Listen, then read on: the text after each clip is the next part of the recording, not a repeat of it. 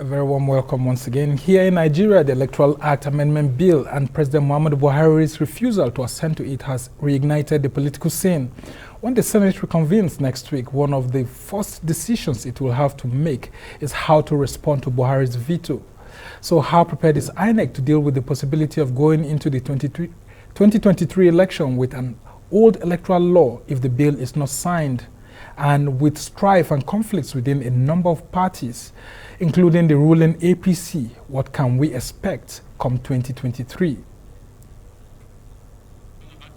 Well, for more on this, I have in the studio with me the chairman of the Senate Committee on the Independent National Electoral Commission, Senator Kabiru Gaya. Good to have you join us, distinguished. Thank you very much for being here. And good evening, I would like to ask if you've had enough time with your constituents, consulting them on what they think about the controversial direct primaries that you had introduced. What are the views of your constituents on this? And as you get set to resume plenary next week, how prepared is the National Assembly to either veto or not veto President Buhari? Well, first of all, since the letter has been read on the floor of the Senate that President has objection on our bill, then he made suggestions on what should be done.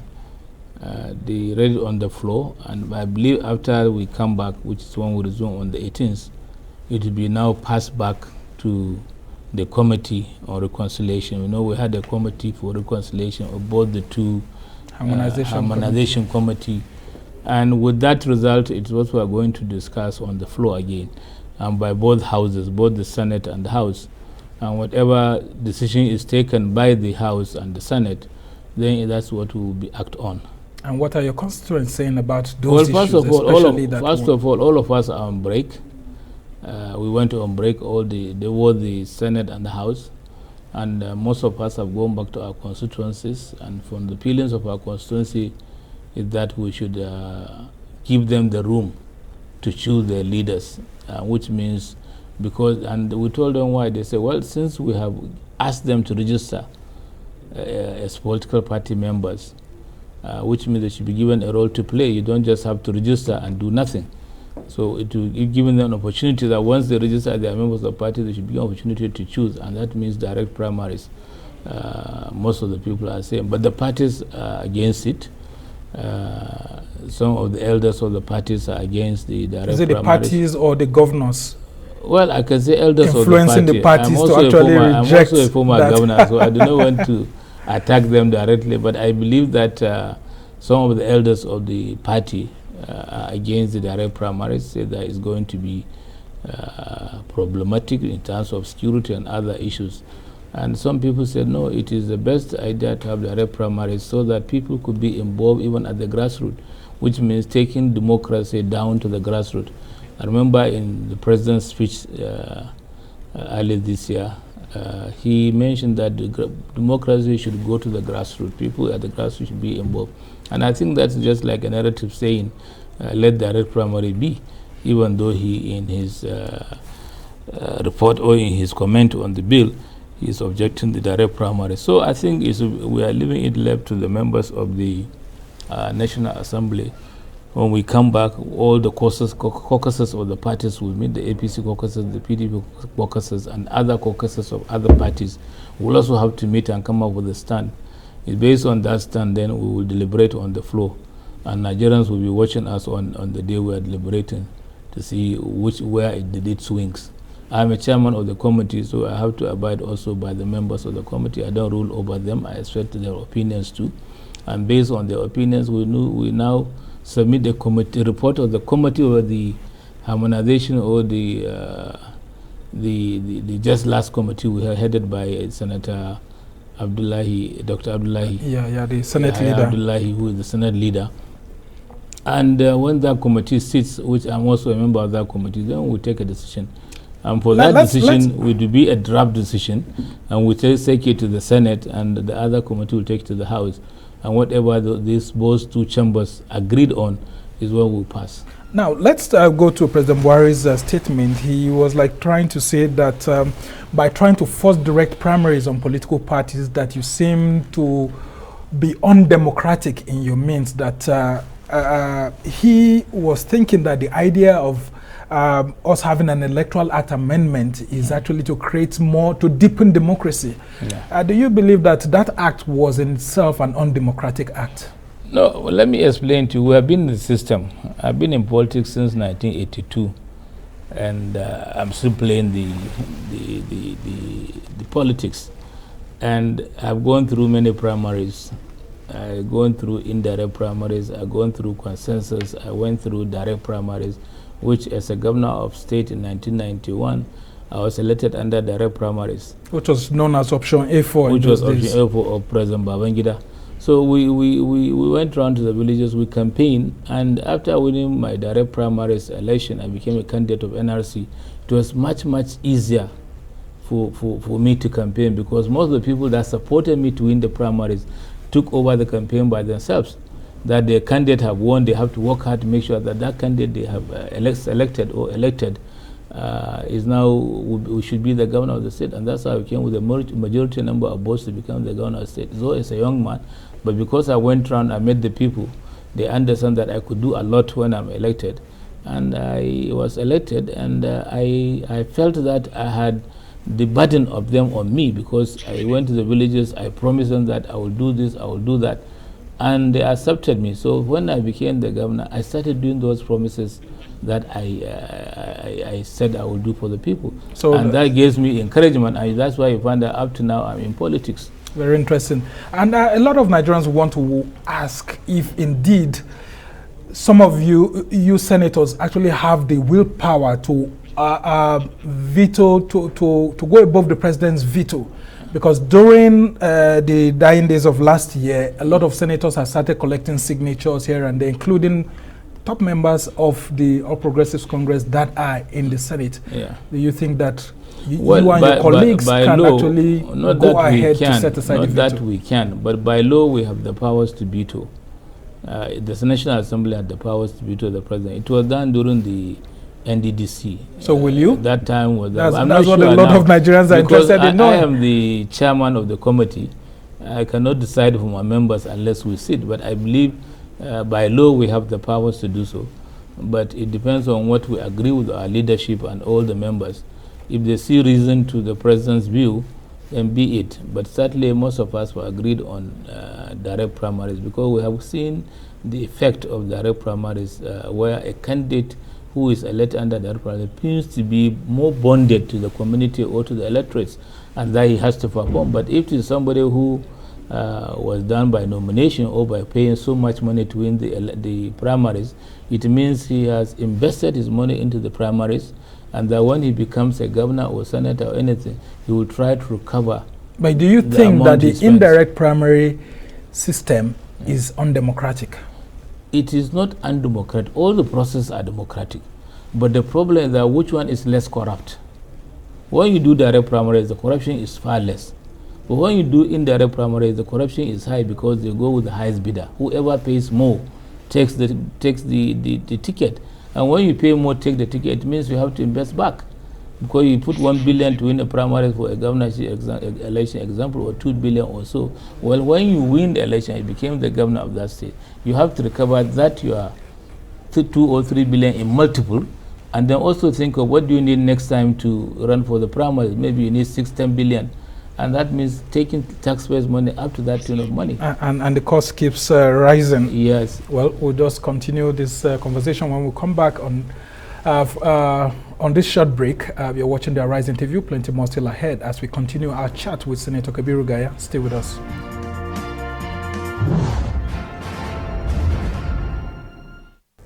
Welcome back to the Arise interview, where we speak to the newsmakers as well as ordinary people doing extraordinary things around the world and featuring the voices at the heart of the stories. I'm Somna Sambo, and we've had here in the studio Senator Kabiru Gaya, who's the chairman Senate Committee on the Independent National Electoral Commission. We had previously talked about the President's rejection of direct primaries and all of that, and now it's time to talk about the Independent National Electoral Commission.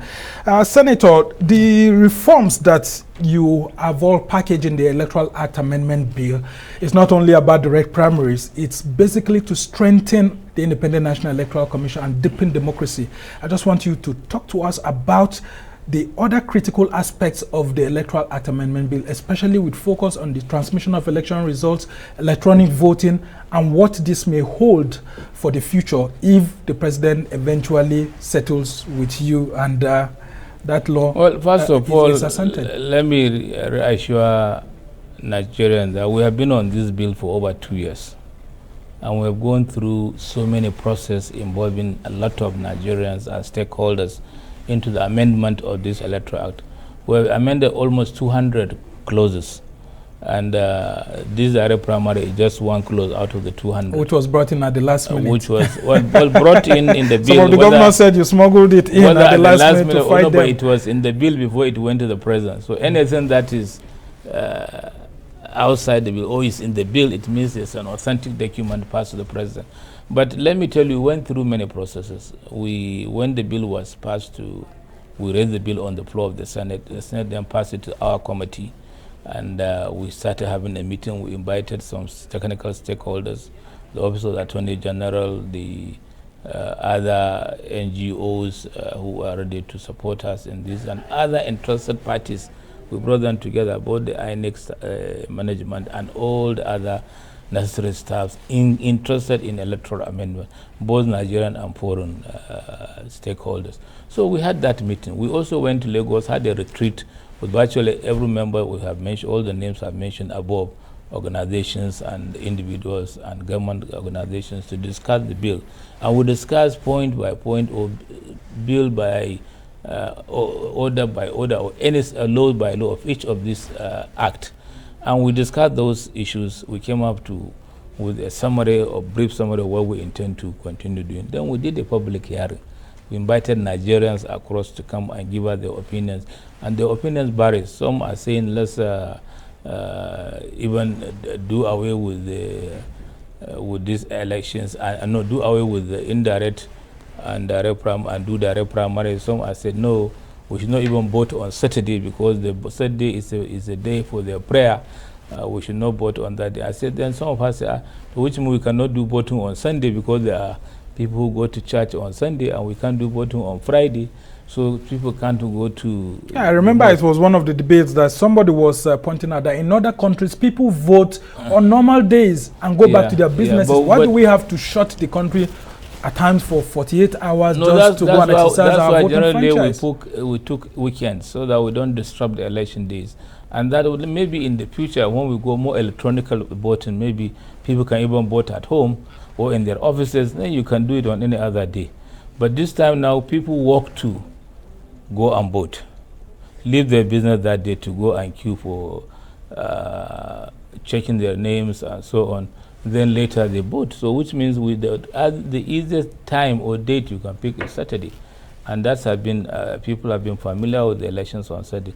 So a lot of things were introduced. Even the issue of people trying to hijack or stop election on that day or create violence. All is there in that law with the offenses for people. Including that other one, the declaration of results under duress. Yes, we also talk about that because you remember the court case where the electoral officer said he was and he declared his result under duress. All those, we also made amendment on that. And so what's the new provision based on what you had sent to the new provision is that whatever the electoral officer provided, if he's under duress, definitely the election is null and void. So INEC will have to reschedule the election in that particular polling unit or the entire ward? No, the polling unit concerned, or if it is a ward result he declared, then the entire ward result should also be redone.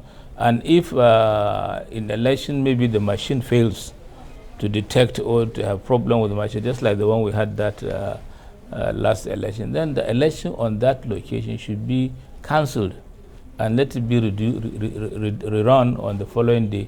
And I want to ask you, why were senators actually against the electronic transmission of results while the House actually said INEC would have those powers as they deem fit? Yes. Including you were accused of voting against your own committee recommendations. I didn't vote against my own committee, but as a chairman, you are under you are taking the authority, all the collective responsibilities of all the members. And as even as chairman, you don't vote. It's when there is tie, then you vote. But when you see the majority of people in your committee decided this way, you have no alternative as the chairman to announce which way we go, because the majority takes the winners. So all we are saying, I didn't go against my ego, but our concern on electronic transmission by the Senate at that time is that when you are doing electronic transmission directly, like if you vote and I vote, when you vote, that means there's 101 vote for this party and I vote, then it will read on the machine 102, then it will be reading the time a person votes. So that time, that means you are transmitting the result minute by minute. If you are doing that process, there is possibility of hacking those results because you are transmitting by unit. Somebody can. But the Independent National Electoral Commission has said that they have a foolproof. The foolproof is not this kind of system. The foolproof system is that they do the voting. After finishing the voting, the electoral officer there will sign the form. The returning office, the agents of political parties will also sign the form. The security agents who are there will also sign the form. And from there, they will take picture of the result.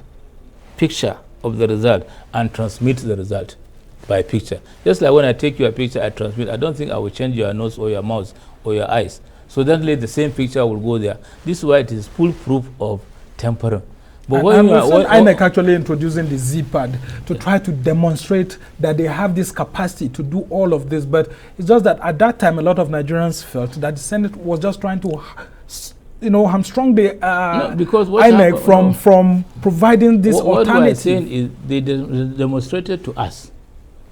And what we saw, we felt that that is the way that the system they were following during the Edo election was acceptable to us, because most of Nigerians found that even the result of the election, before it is totally announced, people were aware how the election is going, which side the election is going, which side the election is, which party the election is favored. So with that system, we accepted it. But when it came that we have to transmit results automatically when you are voting, it may be a little bit difficult, because we had problems even in the United States, which is a developed nation, had a problem of accusing tampering of the election during the Trump's election. Okay, so therefore, because of that, we said no. But now that we have agreed that yes, we are transmitting the result, but this is the system we are transmitting. It's also transmission, but in more honest and acceptable format. Okay, just before we end this segment, I just want you to talk about the vacancies that are in the Independent National Electoral Commission right now. I think about 7 national commissioners have been sent to INEC, to the Senate for confirmation and all of that, including the controversial May. Well, the May is not controversial. Well, it became controversial. Her issue became controversial when you had another controversial person in the person of Loretta Onoche, who was nominated by the president. In all of this, do you foresee any opposition to May when? Well, first of all, the president has the right to renew a tenure of any commissioner, whether national commissioner or electoral commissioner, has the right to. Even the national chairman, he was retained for his second term. So if the president decided to retain, that's his power. The only thing we do is to make sure that that person is really an authentic, or he's capable, or he's... So how swift will you ensure that that screening is done and confirmation? Well, I believe we're inviting them on the 25th of this month, and we'll do the screening, and whoever finds is okay, we'll just pass him, and whoever we have petitions against him and the petitions are valid, then we'll put a question mark on that candidate. But I assure you, on the 25th, we'll do the screening. I've already asked the clerk of our committee to write to the special advisor to the president on Assembly Matters Senate to get the CV and forward to us and give it to our members to look and see who is capable. But for the issue on Boo, it's not controversial. It's only because she was there, we are not able to... Yeah, I mean, there was always that division saying whether she was from Delta State, where Loretta Onoche comes from, and all of that. So this time around, the nomination... Where is she being? She's coming from Delta or? She's coming from Delta because they want she was from Delta, so she's taking the position. We just have to go on a short break right now. You're still watching the Rise interview, plenty more still ahead as we continue our chat with Senator Kabiru Gaya. Stay with us.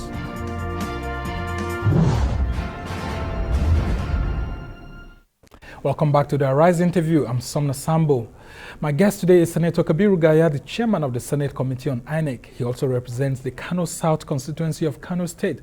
There are reports he will run for the governor of Kano. And Senator Gaya is still with me in the studio, and I pose that question to you straight. Are you running for governor of Kano State? Well, thank you. You say I'm still with you. I'm not running out. I will answer your questions. Well, first of all, I was a governor, elected governor in the aborted Third Republic. We served for 2 years, or about 2 years. Then the military booted us out, and we went back to the field of profession. I've been a professional architect. I've been practicing. So it's good to have professional in politics than a professional politician. Professional in politics will always fall back to his profession.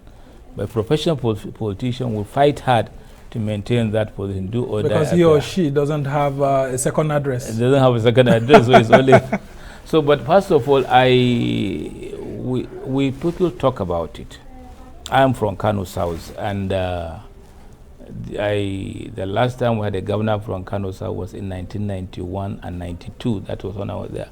But since then, when politics came in 1999 again, we had 8 years of governorship from Kano under Konkoso. Then we have also 8 years of Shekaro from Kano Central. Now we have another 8 years of Ganduje from Kano North, and he was also a deputy governor for 8 years. And we have two persons who were deputy governors from Kano North, late Magaji Abdullahi and then Gwarzo. All these people were from North and Central, nothing from Kano South. Not even a deputy governor from Kano South. Not even if people who didn't aspire, you can't blame others. So what I said is not that we didn't aspire, but in most cases, even the Kano South was the major stakeholder in getting up the APC ticket. We, all AMPP, APP, all Kano South has always been delivering their candidates and their votes. And we are virtually most of the people that dictates even the governorship election in Kano. So even there was a time when the PDP had 2 senators, and I was the only senator from the AMPP, and I delivered my zone, and that zone gave us more votes to see how we could take over from the other parties. But unfortunately, there were 2 zones that were against us, and they defeated us, and Kongoso became the governor of the second time governor of the state. But so people are clamoring that, yeah, okay, I had an experience. I was a governor for some years, and I'm a senator now for 16 years. So there is need for me to come back and complete my term. So are they calling for a power shift, or they are calling on you to contest? They are calling not only on power shift, they are calling on me personally, because people still remember what I did within those 2 years. They are still being remembered, and they are still being a yardstick for all the other governors that came in. And just before we go to other critical issues, a lot of people are still confused when they hear that you would run. They keep saying that if you were governor previously, why are you running again? And the Supreme Court had earlier talked about the issue of that constitution being separate from this present constitution of the Fourth Republic. Yeah. Can you just clear the air on that controversy? Well, first of all, why I'm running for the governorship? If you run, will you be entitled to a second term or not? Well, there's been example, and there's been a ruling by the Supreme Court, because people like Bukar Abba Ibrahim, Jole Inyame, late Prince Audu, they all ran for first term during my time, and they also ran for election. Bukar was able to do 2 terms. Jole Inyame was able to do 2 terms. Prince Audu was able to do 1 term. When he was going for his second term, unfortunately, the death reached him, and he died, and God took him from us. And you have Bukar Abba Ibrahim. and Bukar had the 8 years. So Bukar had 10 years. So it means if I'm running for the governorship and I'm able to win, it means I will go for the 2 terms, whereby now completing running as, because the constitution this constitution was not effective during the 1992 time. So it is a new constitution, and we are going to work on the 1979. Now let's talk about the difference you'll be bringing. A lot of people who are seen Kwankwaso doing his own developments and saying that, look, he tried very well. And Ganduje came on board, and people are saying that, look, it looks like Ganduje is doing much better. What are those things that you would actually do if given the opportunity to govern Kano, considering how cosmopolitan Kano is becoming with time, and then considering how controversial also Kano is becoming with time? That a lot of people are afraid of doing lots of investment there because they think that with the introduction of Hisba and all of that, there seem to be contraction of first of all, let me explain. All the governors that served after I've left office, Shekarau himself, Kwankwaso, Ganduje, all did their best for Kano, and we have seen an improvement during their governance. But I believe when I come in, I've seen what they have done, and I knew what I did, and then I can now focus on where we think we are missing in terms of development of Kano State. Kano is a business town, is a commercial state, and therefore we should encourage that business. But actually, all products that people buy as food crops and so on in the northern Nigeria, even if it is made in Lagos, it will come to Kano before it is distributed.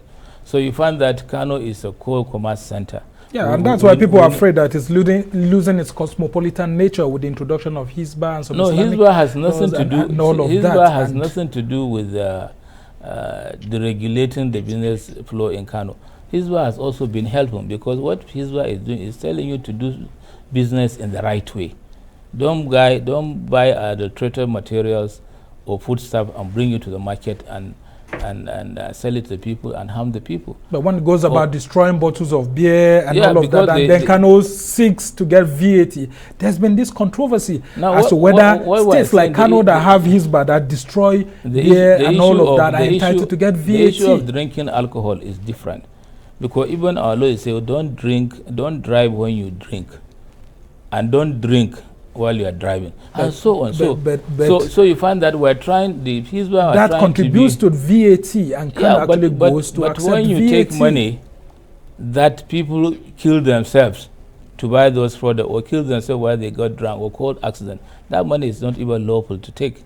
So therefore, if they are still selling in Sawangari area, still people are selling beer in Kano. But what I'm saying is we stop it from drinking beer within the metropolitan, within the boundaries of the city wall. But in Savangari, they still do it. But when you are bringing in trucks and you are caught by Hisba, it means you face the law. Because the law of the state says that you should not bring alcohol or beer into the town. But if you want to sell, but still people are selling, but they are not going to the shops to break the shops. And one would want to wonder what your view is on the issue, the controversy over VAT, whether states should actually have this VAT and the federal government should let go of the VAT. You see, the issue is that the state governors or governments should be able to have VAT because they are the one taking most of the burden. The federal government is taking bad tax from other organization and the fuel money and so on and so on. So allow the state to survive by getting even their bad. So there is nothing wrong in the state getting this bad also. But some smaller states have said that it's very bad for big states like Kano, Rivers, Lagos to keep agitating for states to have, because much of this VAT will go to those states and they will be left with almost nothing. So this bigger state should be their brother's keeper. Even in the United States, we have big states, we have smaller states. All you need is cut your coat according to your cloth, not according to your size. You may be a big man, but the money you can afford to is buy a clothes of 3 meters. So do a shirt and the trousers that you can wear, but that's a good dress. But certainly all the states must strive, must work hard to earn revenue to maintain their states. Not only on the issue of payment of civil servant, but the issue of the development of the state. So therefore, we expect the state to find ways of generate revenue. For example, we have some mineral resources, which the state can now work with the federal government and start to explore these areas so that they can make money. I'm sure a lot of states will make so much money if they go into this. Even in agriculture, if we insist on working on agriculture, definitely we will survive. We can make a lot of money. I would like to get your view on state police. Some of these bigger states have also canvassed for state police. Yeah. Do you think the time is ripe for Nigerian states to have their own state police different from the federal police? You see, I have no problem with the issue of state police. because I knew in other states they have police, would they still call them like state police, but they operate. Even in Kano, we have Hizbah. They are not state police, but they operate and they try to solve problems within communities even. And that is also part of the police work. So there is nothing wrong in having the state police. The only problem we have up here is that maybe the government of that state can use them to help them or to work for them during elections. That is only fair. Okay. But apart from that, we are very hard. We are doing a lot in community policing. In every local government, we have a group that takes care of that and insist on solving problems without necessarily going to court. Senator Gaya, are you worried with the insecurity in the north, with the killings that we are having right now? A lot of people are crying. President Buhari keeps sending condolence messages and sending teams to commiserate with people, and people in the north are saying that the north is bleeding. Yeah, every right human being, every right living human being would be concerned about the death of one life. Not even a lot of people. Every day our heart bleeds. And people want to wonder what leaders like you are doing. You see, it's not that what leaders are doing. The government is doing their best. It's not easy because it takes a lot. It takes a lot to fight this thing. And that's why you find that in Kano we resolve into prayers. We just had a prayer session last week where we had a prayer in the MS Palace for so many hours from 4 to about 8 in the night. And Nigerians say prayers are not enough. Nothing. You can't say prayers are not enough. Who created us is God. And it's God who put us together in Nigeria. God loves Nigeria. I'm telling you, God loves Nigeria more than any other country. Shouldn't leaders be putting more action to their prayers rather than just praying? We are praying, but the president, the army and the police are doing their best. You find that the recent attacks by the military and the police in even the Zamfara area is becoming more disturbing to the kidnappers and so on, because they are killing so many of them and so on. And we are making progress. I believe we need the cooperation of everybody to fight this insurgency. Not only the issue of the government itself, even the people around should give information, and the information should be used by security agents, and they'll be able to catch this. You are seeking the office of governor. If you become governor of Kano State, what difference in governance will you bring that will ensure that we move further from what we have? Because we have seen that Kano, which used to be an epicenter of riots, is no longer same. So there must be something golden that has been done by past leaders, which a new governor would have to maintain or improve upon. Yeah, so for example, like when I came in as the governor of the state, there was a lot of, before I came in, there was a lot of insecurity matters. So many riots and problems, even before some weeks before our election. But when I became governor, within that 2 years, there was peace. What was the magic? The magic was I was communicating with every leader of the communities. Every month we hold meeting, and every week if there is any problem, we get information from every local government. We invite the traditional rulers, the police, the local government chairman, and all the rest. They hold meetings every week. So that's to say that you didn't focus just on prayers alone. You were putting in an action. I know, but we also pray. But still, we put an action to make sure that we're aware of what's happening. I had in that 1 year of mine, the first 1 year, I had a 66 Security Council meeting, which means I had meetings sometimes twice a week to maintain peace in that state. And after I left, there was some few crises here, but now Kano has been a peaceful state. Even the current governor is doing well. He has established this network issue. He gave the police some machines that can be able to detect any phone or anybody they are looking for. And that's why you find a lot of arrests were done for many people that killed others or who were part of these kidnappers. You are an architect. I won't allow you to go without asking you this question. Are you impressed by the infrastructure development of Kano State? And if you become governor, what difference will you be bringing? Well, first of all, within the Kano metropolitan, all the governors have done their best. Konkoso did some flyovers to reduce the traffic in Kano. Ganduje is doing a lot more on flyovers and because Kano is a one-city state with about 5 million in one state, and they are all living in that location. So therefore, their movement has to be controlled. There are places where you spend 3-4 hours at a roundabout to pass, but now that you can pass within 3-4 minutes of that because there is flyover and. So what difference would you be bringing? I will do much more. I will do much more by God's grace. I will also improve more in agriculture. Sadly, because late outback was started the Tiga Dam and finished the Tiga Dam, and there was irrigation across, and he did over 100,000 hectares. But then when federal government came in after they were sacked or booted out, Then we introduced this river basin. But the river basin now came up and they are not doing well. So we'll revive this irrigation. I'm sure 60% of the state will be under irrigation during my time. No wonder if... I assure you can be able to be the food basket of Nigeria, by God's grace. Okay. We can only wish you luck as you try your best, because we know that it's not easy when it comes to Kano politics. Senator Kabiru Gaya, we must thank you for joining us on the Arise interview.